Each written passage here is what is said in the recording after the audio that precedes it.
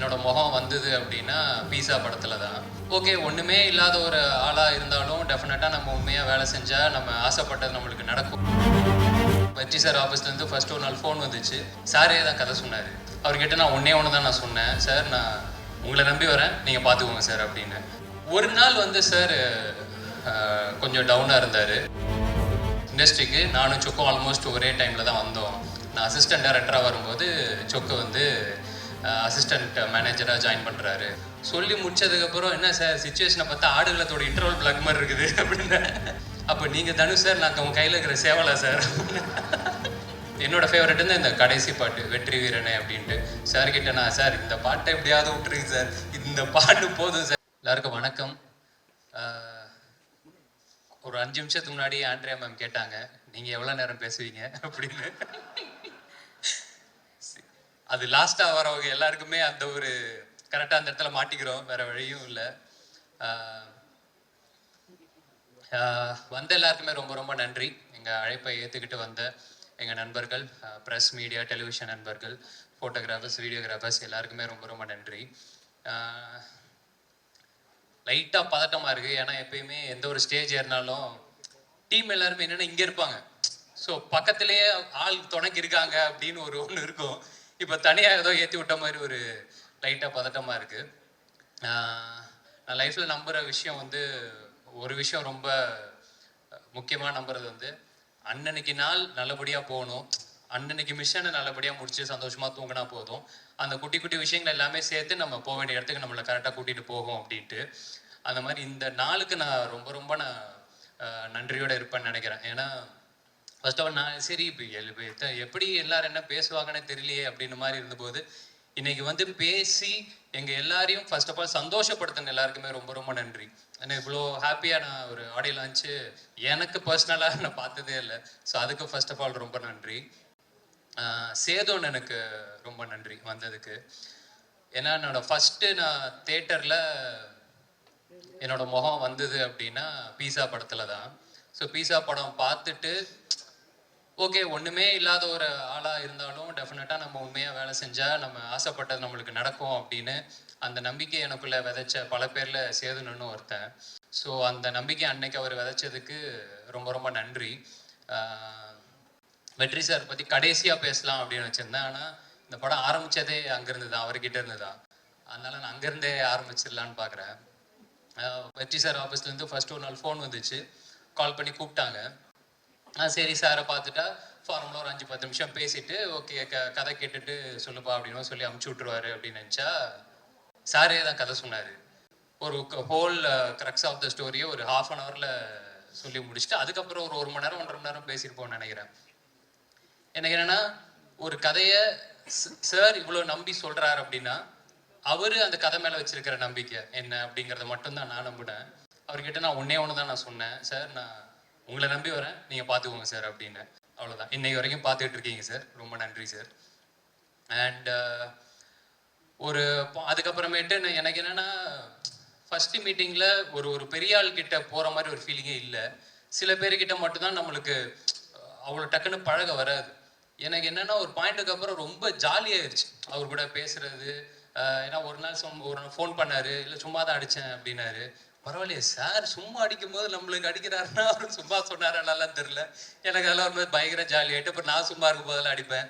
அப்புறம் சார் எப்போ sir shooting வரீங்க, வரலன்னா போர் அடிக்குது சார் அப்படின்ட்டு எல்லாம் பேசி ஒரு பாயிண்ட்டுக்கு அப்புறம் எனக்கு என்னன்னா, அவர் என்ன ஃப்ரெண்டாக நினச்சாரான்னு எனக்கு தெரியல. எனக்கு அது முக்கியமாக படலை. நான் ஒரு ஃப்ரெண்டாக நம்பிட்டேன். ஓகே நம்ம இப்படியே போயிடலாம், அது ரொம்ப சந்தோஷமா இருக்கு. ஏன்னா அவ்வளோதான். இந்த பஸ்ஸு போய் நின்றுருச்சு அப்படின்னா இதுக்கப்புறம் அந்த பஸ்ஸில் ஏற முடியுமாலாம் தெரியாது. அதனால ஜன்னல்ல காற்று அடிக்கிற வரைக்கும் அந்த காற்றை ஃபுல்லாக வாங்கிடணும்னு மட்டும் நான் நம்பிட்டேன். சந்தோஷமா இருந்தேன் சார். இந்த ஓவரால் ஜேர்னி வந்து ஆக்சுவலா இன்னைக்கு ஒரு மாதிரி ஐயோ முடிய போதா அப்படின்னு மாதிரி இருக்கு. படம் ரிலீஸ் ஆக போகுதுன்னு சந்தோஷமா இருந்தாலும் இது ஒரு பக்கம் இருக்கு.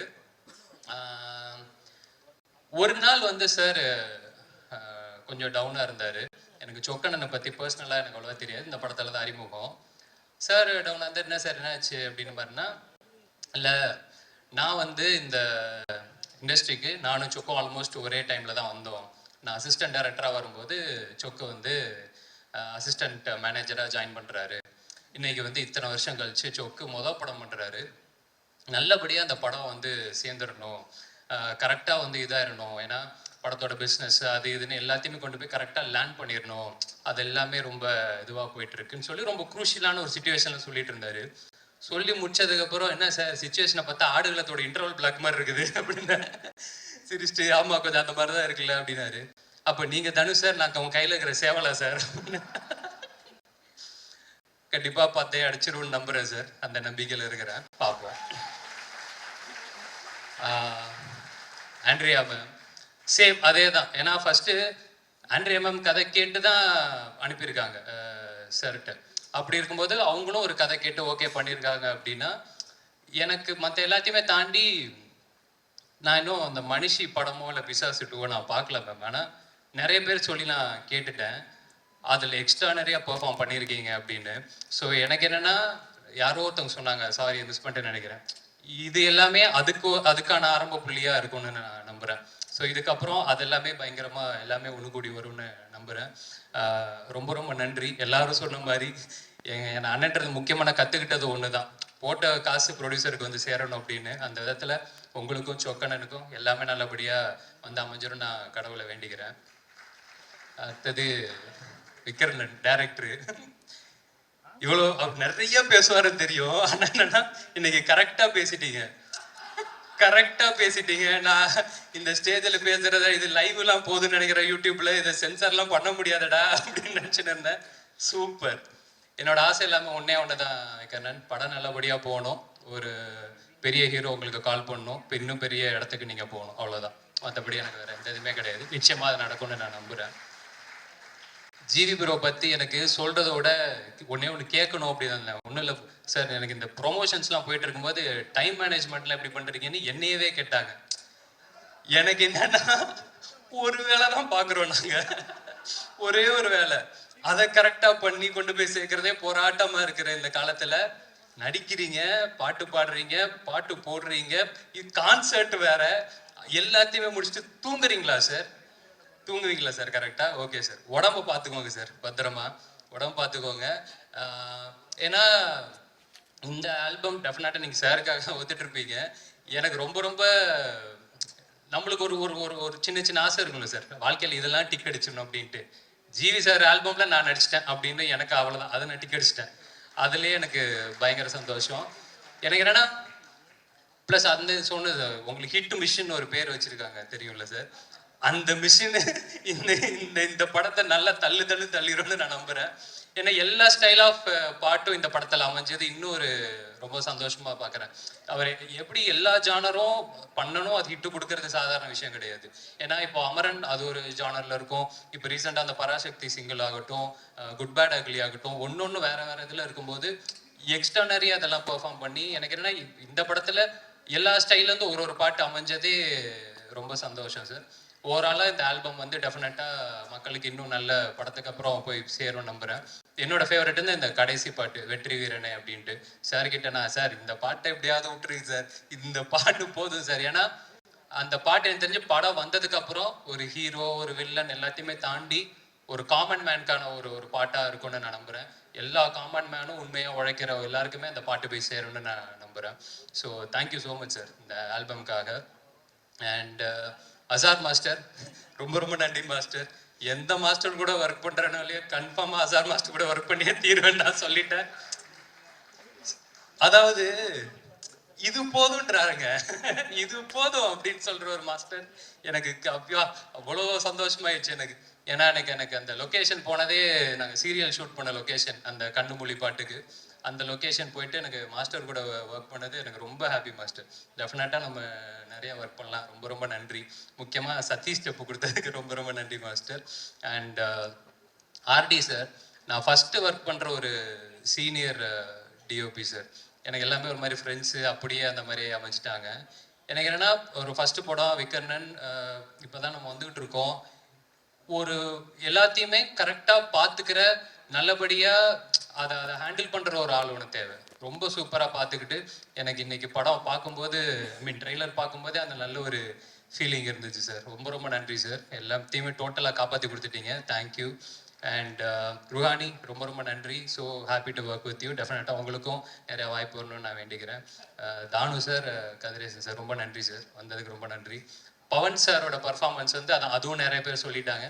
டெஃபினட்டாக படம் முடிச்சு எல்லாரும் வரும்போது பவன் சார் பர்ஃபார்மன்ஸும் சரி, என் தலைவர் ரெட்டின பர்ஃபார்மன்ஸும் சரி கண்ணுக்குள்ளேயே நிற்கும்னு நான் நம்புகிறேன். அதனால இது இப்போதைக்கு ஒரு இன்சைட் ஜோக்காக இருந்து நாங்கள் மட்டும் சிரிச்சுக்கலாம். படத்துக்கு அப்புறம் நீங்களும் சந்தோஷமா இருப்பீங்க அப்படின்னு நம்புகிறேன். மற்றபடி வேலை பார்த்த எல்லாருக்குமே ரொம்ப ரொம்ப நன்றி. யாரையாவது மிஸ் பண்ணிட்டா மட்டும் மன்னிச்சுக்கோங்க. வினோத் தலைவா ரொம்ப நன்றி தலைவா. எனக்கு வினோத் கூட ரமேஷன் கூட ஒர்க் பண்ணது ரொம்ப ரொம்ப நன்றி. குட் நைட்டு, டூரிஸ்ட் ஃபேமிலியிலலாம் நடிச்சிருப்பாப்புல. இப்போ கூட ஷூட்டிங் வர முடியலன்னு நினைக்கிறேன். அண்ட் கடைசியாக என் அண்ணன் நெல்சன் அண்ணன். அதாவது இப்போ ரீசெண்டாக இந்த கிஸ்ஸு படத்தோட ப்ரொமோஷனில் ஒரு டெம்ப்ளேட் ஒன்று பயங்கரமாக இதாச்சு. நம்ம சதீஷ் வந்து சொல்லியிருப்பாப்புல, இப்போ என்னை தடுத்து நிறுத்துங்க ஜி அப்படின்னு தப்பு பண்ணும்போது. அந்த மாதிரி லைஃப்பில் முக்கியமான டைமில் என்னை தடுத்து நிறுத்தி கரெக்டாக ஆரம்பித்த இடத்துலேருந்து இப்போ வரைக்கும், இப்போ இந்த படத்துக்குள்ள நான் எதுவுமே கேட்கல, ஆனால் கேட்டாலும் சரி கேட்கலாலும் சரி கூடவே இருந்து இப்போ வரைக்கும் பார்த்துக்கிட்டு, தெரில எத்தனை பேருக்கு இது அமையும் அப்படின்னு தெரியல. தேங்க்ஸ் சொல்லி சிம்பிளாக முடிக்கவும் முடியாது. ரொம்ப ரொம்ப நன்றிண்ணே வந்ததுக்கு எல்லாத்துக்குமே ஓவராலாக. மற்றபடி நவம்பர் 21 படம் ரிலீஸ் ஆகுது. அர்ச்சனாக்கா அர்ச்சனாக்கா வந்து நான் டாக்டரில் அசிஸ்டன்ட் டைரக்டராக ஒர்க் பண்ணிகிட்டு இருக்கும்போது அப்போ தான் இன்னும் நல்ல பழக்கம். எனக்கு என்னென்னா, ஆஸ் அ பர்ஃபார்மராக அண்ணன் சொன்ன மாதிரி அர்ச்சனாக்காக்கு நம்ம எந்த ஃபீடுமே கொடுக்க தேவையில்ல, அவங்கள்ட்ட கொடுத்துட்டு அவங்க வேலையை அவங்க சூப்பராக பார்த்துப்பாங்க அப்படின்ட்டு. உங்கள் பொட்டென்ஷியல் அளவுக்கு இந்த ரோல் நாங்கள் இது பண்ணோமா எங்களுக்கு தெரிலக்கா. நான் டெஃபினட்டாக இன்னொரு படத்தில் நிச்சயமாக பயங்கரமாக ஒர்க் பண்ணணும்னு எனக்கு ரொம்ப ரொம்ப ஆசை. நிச்சயமாக அதுவும் நடக்கணும்னு நம்புகிறேன். மற்றபடி அவ்வளோதாங்க. வந்திருக்கலருக்கு திருப்பி ரொம்ப ரொம்ப நன்றி. 21ஆம் தேதி படம் ரிலீஸ் ஆகுது. எல்லாரையும் சந்தோஷப்படுத்தும். ரொம்ப திருப்திகரமாக பார்த்துட்டு எல்லாரும் வீட்டுக்கு போவீங்க நம்புகிறேன். பார்த்துட்டு எப்படி இருக்குன்னு சொல்லுங்கள். எப்போ போல கூட இருக்கு. ரொம்ப ரொம்ப நன்றி. தேங்க்யூ.